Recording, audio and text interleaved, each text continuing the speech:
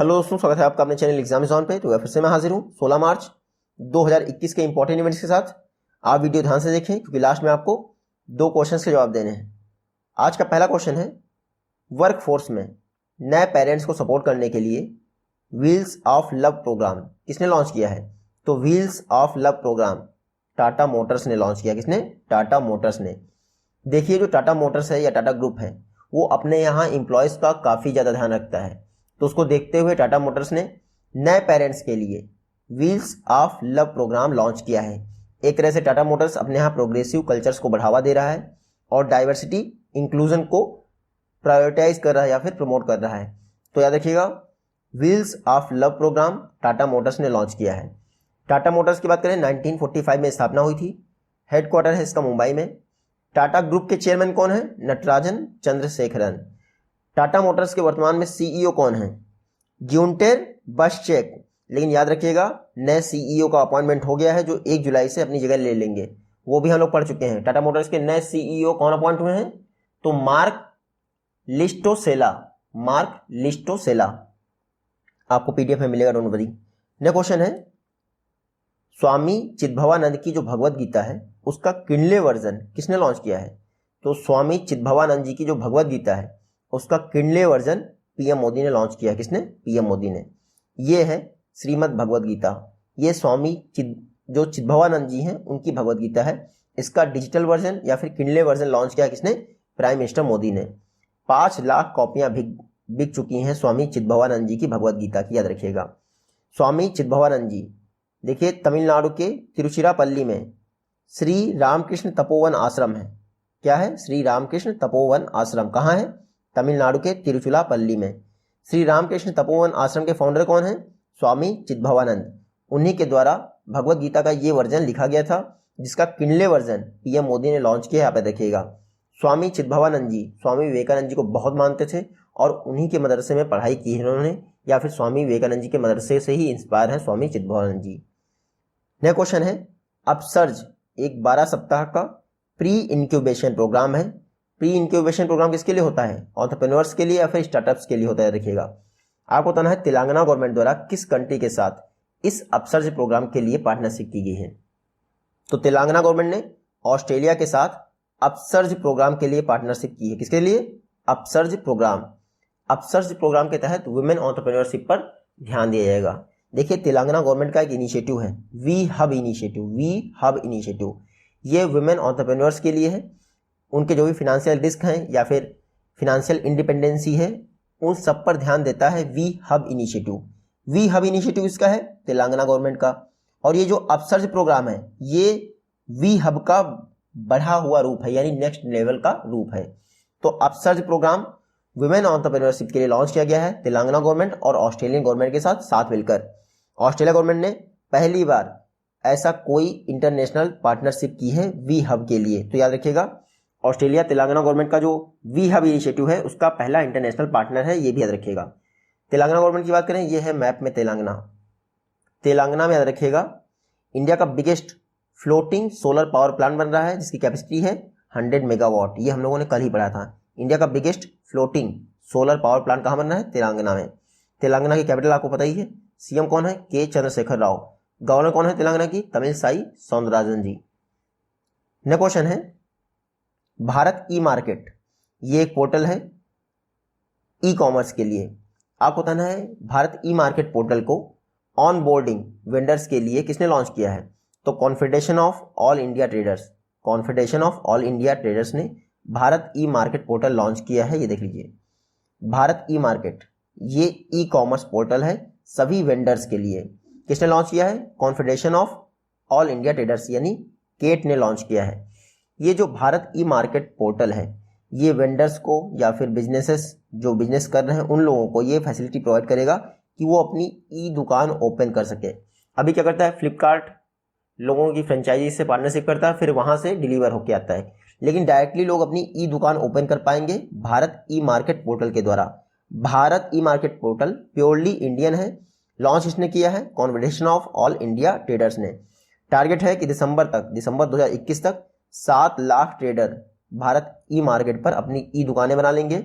वहीं 2023 तक भारत ई market portal पर 1 करोड़ ट्रेडर्स जो है रजिस्ट्रेशन कर लेंगे। नेक्स्ट क्वेश्चन है, ई सुविधा एक मोबाइल एप्लीकेशन है। देखिए, पब्लिक डिलीवरी सर्विसेज को लोगों तक पहुंचाने के लिए ई सुविधा मोबाइल ऐप किस यूनियन टेरिटरी ने लॉन्च किया है? तो ई सुविधा मोबाइल ऐप को जम्मू कश्मीर में लॉन्च किया गया। कहाँ पे? जम्मू कश्मीर। कल हेरात फेस्टिवल था, वो भी हम लोगों ने पढ़ा था। जम्मू कश्मीर में स्पेशल 75 स्कॉलरशिप स्कीम भी चल रही थी और अब ई सुविधा मोबाइल ऐप लॉन्च कर दिया गया है जम्मू कश्मीर में। मेन पर्पस है जो पब्लिक सर्विसेज हैं उनको ऑन डोर प्रोवाइड किया जा सके या फिर इजीली अवेलेबल करवाया जा सके। पब्लिक सर्विसेज जैसे प्लम्बिंग है, इलेक्ट्रिक वर्कर्स हुआ, मोबाइल, लैपटॉप, ट्रबल शूट, ये सारी घर पर ही प्रोवाइड की जाएंगी। किसके थ्रू? ई सुविधा मोबाइल ऐप के थ्रू। ई सुविधा पे आप जाइए, रजिस्ट्रेशन करिए, अपनी कंप्लेन दीजिए और बंदा आएगा आपके घर और वो सर्विस प्रोवाइड करेगा। तो ई सुविधा मोबाइल ऐप को जम्मू कश्मीर में लॉन्च किया गया है। डिस्ट्रिक्ट एडमिनिस्ट्रेशन कौन है? तो जिला प्रशासन रामबन द्वारा। या देखिए, रामबन। जम्मू कश्मीर आपको बताइए आर्टिकल 370 एबॉलिश हो गया था कब? 31 अक्टूबर 2019 को। और फिर जम्मू कश्मीर क्या बन गया था? Union territory. पहले जो हेमिस नेशनल पार्क था वो जम्मू कश्मीर में था, लेकिन अब वो कहाँ है? लद्दाख में। इतना याद रखिएगा। जम्मू कश्मीर के लेफ्टिनेंट गवर्नर कौन है? मनोज सिन्हा। जम्मू कश्मीर के फर्स्ट लेफ्टिनेंट गवर्नर कौन बने थे? GC मुर्मू जी, जो इस समय इंडिया के कंट्रोलर एंड ऑडिटर जनरल हैं। जम्मू कश्मीर में हेरात फेस्टिवल मनाया गया था, मैंने आपको बताया ही है। नेक्स्ट क्वेश्चन है, इंटरनेशनल कुरियर्स के एक्सपोर्ट इंपोर्ट के लिए एक डेडिकेटेड कार्गो टर्मिनल प्रोवाइड करने वाला इंडिया का पहला एयरपोर्ट कौन बन गया है? Kempegowda international airport. आपको बताना है ये इंटरनेशनल एयरपोर्ट कहाँ है? तो बेंगलुरु एयरपोर्ट। बेंगलुरु एयरपोर्ट का दूसरा नाम है केम्पेगौड़ा इंटरनेशनल एयरपोर्ट। ये देख लीजिए, जो इंटरनेशनल कुरियर्स होते हैं उनके एक्सपोर्ट और इंपोर्ट के लिए एक dedicated express cargo terminal provide करने वाला इंडिया का पहला एयरपोर्ट कौन बन गया है? केम्पेगौड़ा इंटरनेशनल एयरपोर्ट, जो कि बेंगलुरु में है। अब क्या होगा, जो इंटरनेशनल कुरियर्स होते हैं उनके एक्सपोर्ट और इंपोर्ट के लिए अलग से फ्लाइट इस रनवे पर लैंड कर सकती हैं। डायरेक्टली टर्मिनल के थ्रू यहीं पर कुरियर्स जाएंगे और वहीं से हवाई जहाज मतलब उड़ान भर लेगा और उस कंट्री के लिए चला जाएगा। तो एक dedicated terminal export import of जो इंटरनेशनल कुरियर्स हैं उनके लिए लॉन्च किया है केम्पेगौड़ा इंटरनेशनल एयरपोर्ट ने। कहाँ पे है? ये बेंगलुरु में। बेंगलुरु की कैपिटल है कर्नाटक की। कर्नाटक के CM कौन है? BS येदियुरप्पा। गवर्नर कौन है? वज्जूभाई वाला। याद रखिएगा, इंडिया का first toy manufacturing cluster Karnataka में ही बन रहा है। नेक्स्ट क्वेश्चन है, स्वर्णिम इंटरनेशनल शिवरात्रि फेयर यानी स्वर्णिम इंटरनेशनल शिवरात्रि मेला किस स्टेट में शुरू हुआ है? तो रिसेंटली हिमाचल प्रदेश में स्वर्णिम इंटरनेशनल शिवरात्रि मेला शुरू हुआ गया है। याद रखिएगा, चीफ मिनिस्टर जयराम ठाकुर जी ने लॉन्च कर दिया है ऑफिशियल तौर पर।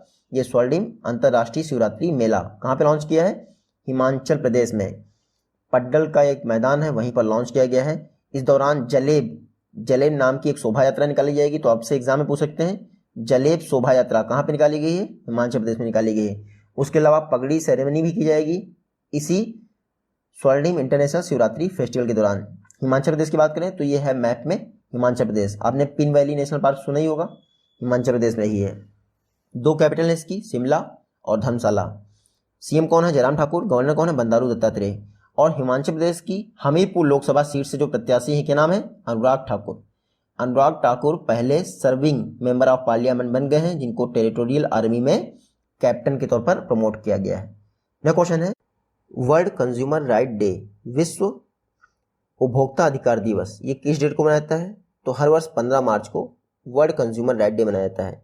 नेशनल कंज्यूमर राइट डे दिसंबर में मनाया जाता है और वर्ल्ड कंज्यूमर राइट डे मार्च में मनाया जाता है। इतना याद रखिएगा। मेन पर्पस क्या है? कंज्यूमर राइट के विषय में लोगों को अवेयर करना। 1983 से ये कंज्यूमर राइट डे पूरे विश्व में मनाया जा रहा है 15 मार्च को। इस बार का जो वर्ल्ड कंज्यूमर राइट डे है उसका थीम क्या है? Tackle plastic pollution. याद रखिएगा। अच्छा, ये 15 मार्च को ही क्यों मनाया जाता है? क्योंकि 15 मार्च 1962 को US president John F Kennedy ने कंज्यूमर राइट्स के इशू पर संसद को एड्रेस किया था। पहली बार विश्व में किसी ने कंज्यूमर राइट के मुद्दे को उठाया था और वो कौन थे?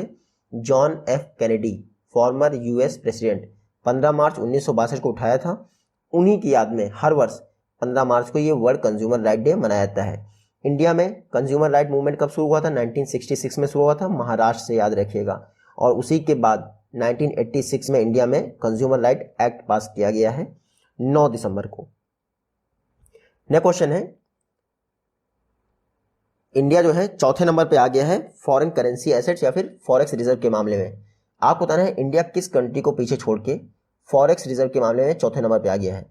तो इंडिया रसिया को पीछे छोड़ते हुए फॉरेन करेंसी एसेट या फिर फॉरेक्स रिजर्व के मामले में चौथे नंबर पे आ गया है। देख लीजिए, रसिया का जो फॉरेक्स रिजर्व है वो है 580.1 बिलियन डॉलर। इंडिया कितना है? 580.3 बिलियन डॉलर। हालांकि 5 मार्च को इंडिया का जो फॉरेन करेंसी एसेट है ये 4.3 बिलियन डॉलर घट गया है, फिर भी हम लोग रसिया को पीछे छोड़ चुके हैं। याद रखिएगा, साउथ एशियन नेशन की बात करें तो चाइना के पास सबसे ज़्यादा है, उसके बाद इंडिया के पास है। लेकिन अगर ऑल ओवर वर्ल्ड में बात करें तो इंडिया चौथे नंबर पे आ गया है फॉरेन करेंसी एसेट या फिर फॉरेक्स रिजर्व के मामले में। फर्स्ट नंबर पे चाइना है, इसके पास 3 ट्रिलियन डॉलर का फॉरेन करेंसी एसेट या फिर फॉरेन रिजर्व है, 3000 बिलियन डॉलर का। याद ये आप सोच सकते हैं। तो चाइना के पास कितना है? इतना है। और इंडिया के पास कितना है? 580। तो हम लोग बहुत पीछे हैं, 1000 बिलियन डॉलर के आसपास। तो मेरे ख्याल से जापान के पास है सेकंड नंबर पे, थर्ड नंबर पे स्विट्जरलैंड है और फोर्थ नंबर पे इंडिया है। तो फॉरेक्स रिजर्व के मामले में इंडिया चौथे नंबर पे आ गया है। किसको पीछे छोड़ दिया है? रसिया को पीछे छोड़ दिया है। फॉरेन रिजर्व में जो है फॉरेन करेंसी एसेट्स होता है, गोल्ड होता है, एचडीआर होते हैं और रिजर्व ट्रांसपोजिशन होती है। याद रखिएगा। नेक्स्ट क्वेश्चन है, एमजी नरेगा के तहत जॉब प्रोवाइड करने में किस स्टेट ने टॉप किया है? तो इस फाइनेंशियल ईयर में यानी फाइनेंशियल ईयर 21 के दौरान एमजी नरेगा के तहत जॉब प्रोवाइड करने में छत्तीसगढ़ ने टॉप कर दिया है। किसने? छत्तीसगढ़ ने। ये देख लीजिए, ये टेबल आप देख लीजिए, थोड़ा सा आपको एनालिसिस मिल जाएगा। फाइनेंशियल ईयर 21 की बात करें जो 31 मार्च को समाप्त हो रहा है, इस दौरान जो टारगेट दिया गया था जॉब देने का, उसका 107% छत्तीसगढ़ ने अचीव किया है, 105% वेस्ट बंगाल ने अचीव किया है। तो जॉब देने में छत्तीसगढ़ ने टॉप कर दिया है एमजी नरेगा के तहत, Mahatma Gandhi national rural employment guarantee act. याद रखिएगा। तो फर्स्ट आया है आपका छत्तीसगढ़, ये देख लीजिए आप। सेकंड आया है आपका वेस्ट बंगाल।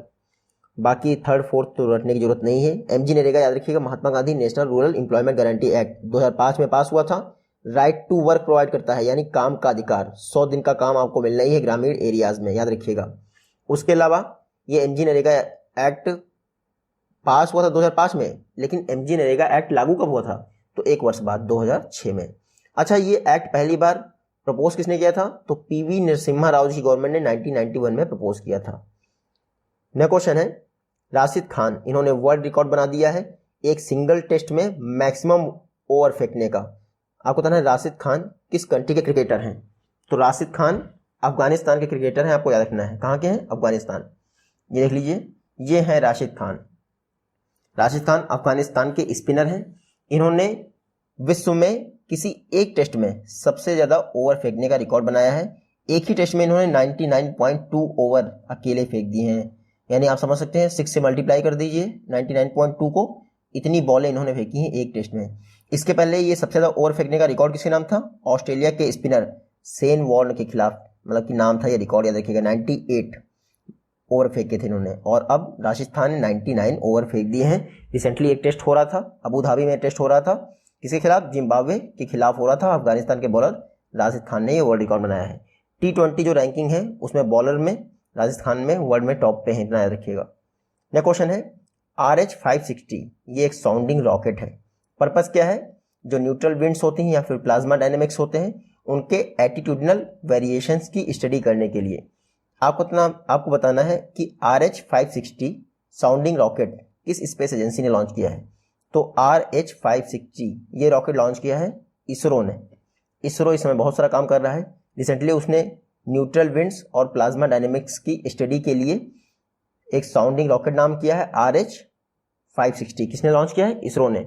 2 स्टेज का ये सॉलिड प्रोपेलेंट रॉकेट है, जो कि अपर एटमॉस्फेरिक लेयर में ये जो विंड्स होती हैं या फिर प्लाज्मा डायनेमिक्स होती हैं उनको स्टडी करेगा।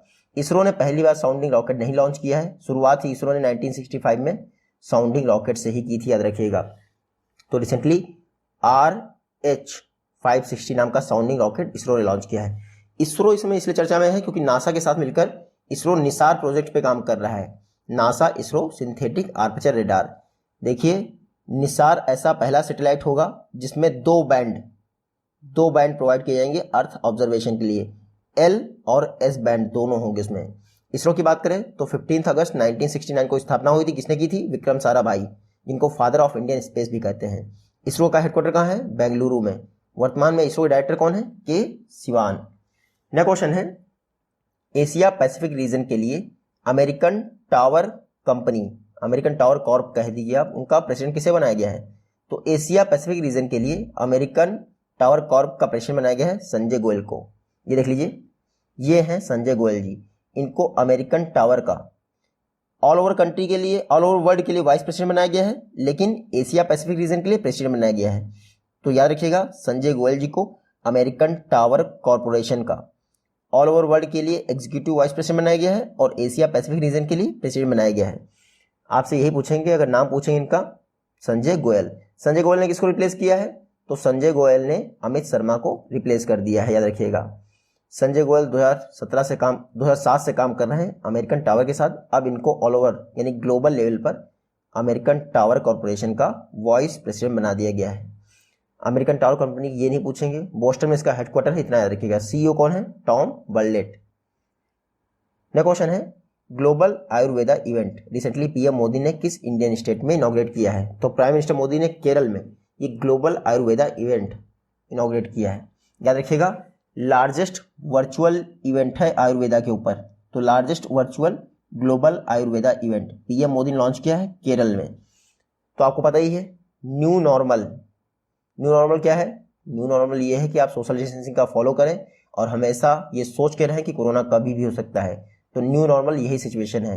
इसी दौरान वर्चुअल तरीके से ग्लोबल आयुर्वेदा फेस्टिवल लॉन्च किया गया है, फिजिकली ऑर्गेनाइज नहीं किया गया है। ये जो ग्लोबल आयुर्वेदा फेस्टिवल है, इसको centre for innovation in science and social action द्वारा ऑर्गेनाइज किया गया है, इतना याद रखिएगा। बात करते हैं centre for innovation in science and social action, 2006 में इसकी स्थापना हुई थी और ये ग्लोबल आयुर्वेदा फेस्टिवल केरल के कोचीन में ऑर्गेनाइज किया गया है। कौन सा एडिशन है इसका?